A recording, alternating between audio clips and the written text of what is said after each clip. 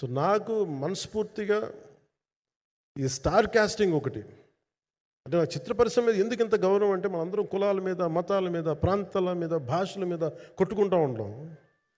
But any film industry take in this world, especially Indian film industry, దీనికి there is no caste discrimination, there is no region discrimination, there is no religion discrimination, nothing.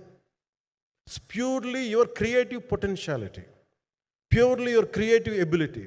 నువ్వు చిరంజీవి గారి తమ్ముడు కావచ్చు, చిరంజీవి గారి కొడుకు కావచ్చు, లేదంటే ఇంకొకళ్ళు అబ్బాయి కావచ్చు, మేనల్లుడు కావచ్చు, ఇట్ డజంట్ మ్యాటర్.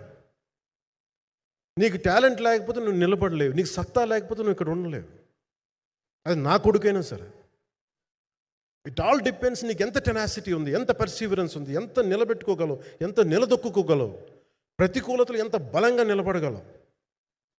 ఒక నిర్మాత సినిమా తీయడం అంటే ఒక యజ్ఞం చేయడం లాంటిది.